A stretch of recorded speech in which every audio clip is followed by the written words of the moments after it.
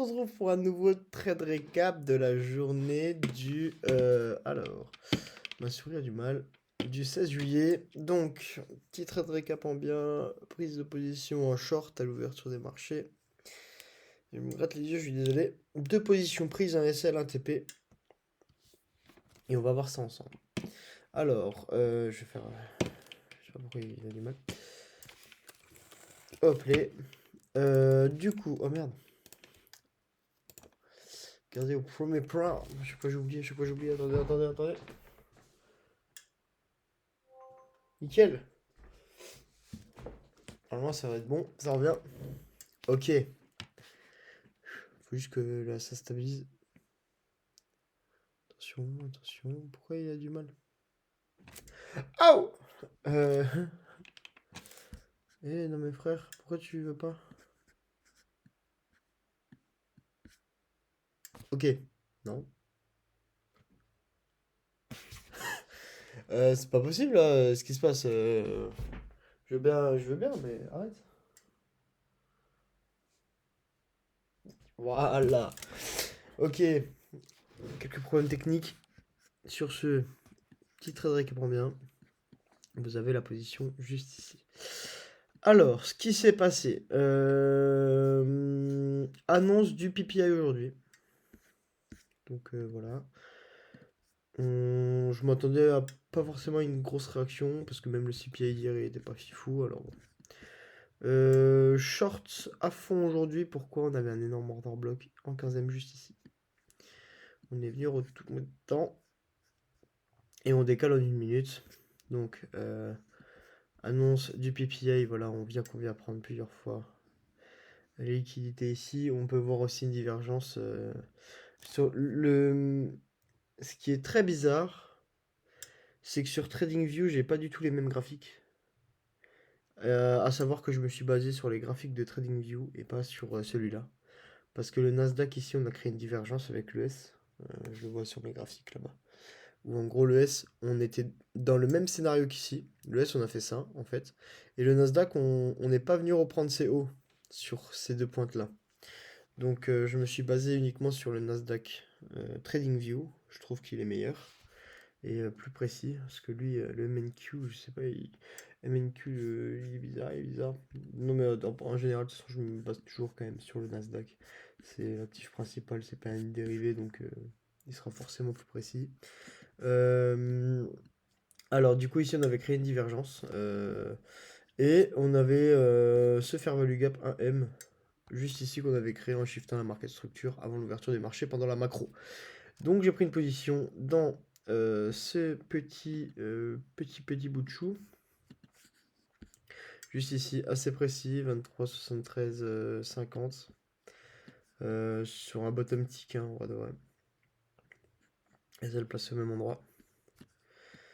Et je venais target, c'est plus bas ici. Voilà, ça c'était ma position initiale. Donc j'ai pris un TP juste ici, de 2 lots. Quand on est revenu ouais, sur ces plus bas. Et puis après, bah, du coup, j'ai relevé un lot ici. Parce qu'en fait, du coup, ça me faisait un RPL de 40 $.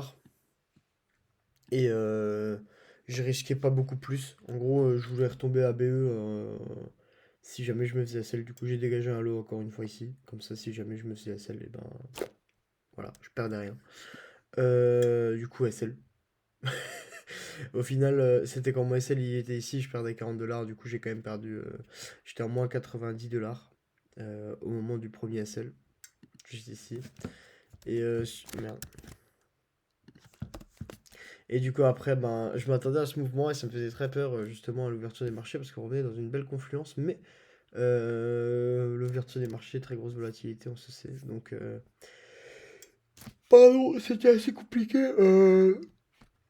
Sachant qu'au début, le prix bah, il est parti à la baisse, et puis après, bah, il est revenu SL tout le monde. Donc voilà. J'ai quand même repris position une fois SL, quand j'ai vu que la bougie, elle a... Et voilà, j'ai repris position juste ici, du coup, sur cette zone-là. 68.00. Ouais, c'est ça, 68.5, et en fait, ça me donne ici. 68.05. En gros, j'ai pris position à partir d'ici. Moi, SL, il est toujours... Bah ouais, pourquoi il est pas... Ok. Mon SL, il était toujours placé au-dessus de ces plus hauts là. Je voyais pas la raison de le mettre plus haut. De toute façon, j'avais pris que 3 lots. Donc voilà, ça me faisait mon risque. Je crois que ça me risquait peut-être 110 $, un truc comme ça. En gros, ce qu'il me fallait, pas beaucoup plus. Et voilà, du coup, BE à partir de cette zone de ce plus bas, parce qu'on arrivait dans un Fairvalue Gap 3M qui était pas mal, ou 5M, 3M, 5M, mais on arrivait sur des plus bas.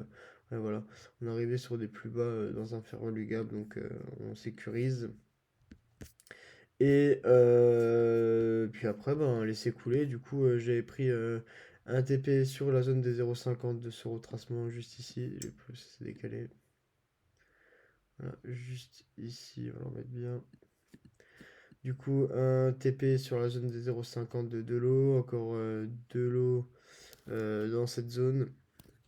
Et puis ensuite, le TP final, je l'ai pris à 22 979. Pourquoi ici? Parce qu'en gros, on commençait à faire une divergence par rapport à l'ES. L'ES, on était encore dans cet order block là, alors que le Nasdaq, on était plus bas. Et il y avait quand même une belle zone de liquidité qu'on venait juste de prendre. Donc voilà, je me suis dit que. En plus, j'allais partir en voiture. Je me suis dit, bah écoute, on va fermer la position. On va pas attendre le full DP. Le full DP, il était sous cette zone juste ici. Vous voyez qu'on est venu la chercher quand même. Mais c'est pas grave, ça nous a fait un trade de 6 de RR. Pareil, avec les partiels, j'atterris toujours à 1,2 de RR. Du coup, voilà. Après, là, j'étais pas à mon risque complet. Donc, je sais plus. J'ai risqué, je crois, 110 $. Du coup, j'arrive quand même pas mal. Ça me fait quand même un RR de 2, un truc comme ça. Je me pose toujours la question des partiels. Je sais pas, il faut que je voie, mais pour l'instant, ça me va bien. Ça me permet de sécuriser quand même des profits. Et dans tous les cas, je suis de ma rentabilité. Pardon, donc voilà. Voilà.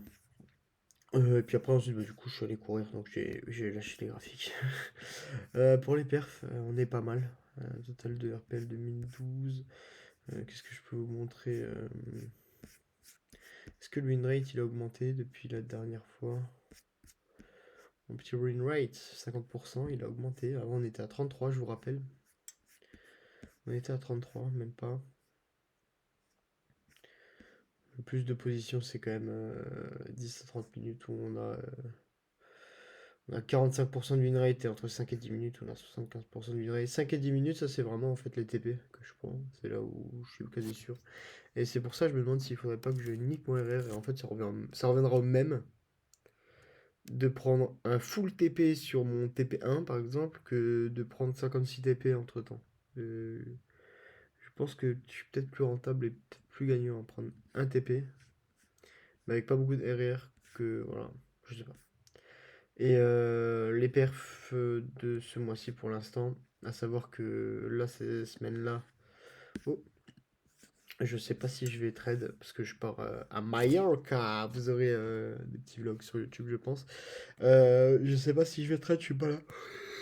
Donc, je vais finir la semaine. Semaine prochaine et dans 2 semaines, peut-être que je traderai pas. Je sais pas, on verra si j'ai des open, mais après si je suis en vacances, les gars, je vous avoue, je vais profiter. Ça va détendre. Sachant qu'on est déjà pas mal, on est à 1141,74 de BNF. Donc on a fait un petit pourcentage, c'est pas mal. Voilà. Donc vous avez les stats, vous avez tout. Vous avez tout.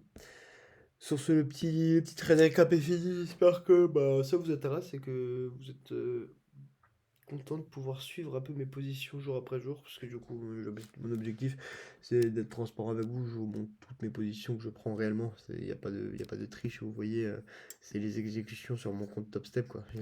Voilà. Donc, je peux pas plus, pas vous mentir. C'est pas possible. Et enfin, non, je peux. Ouais, je suis dyslexique. Comment?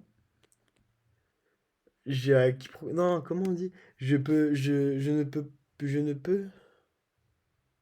Vas-y, c'est bon, ça va me casser. Ça va me casser les couilles, vous avez compris. Vous avez compris. Sur ce, les gars, je vous fais des bisous. Et puis, écoutez, on se voit pour un prochain trade récap. Et puis vous aurez sûrement un petit vlog Mallorca. Je vais prendre mes petites affaires avec la petite stabilisateur juste ici. Il faut que je range un peu tout. Le bordel, putain, je suis à chaque fois crevé à chaque fois que je fais mes vidéos YouTube, c'est un truc de ouf. Bon, sur ce les gars, je vous fais des bisous. Et on se voit plus tard. Bye bye.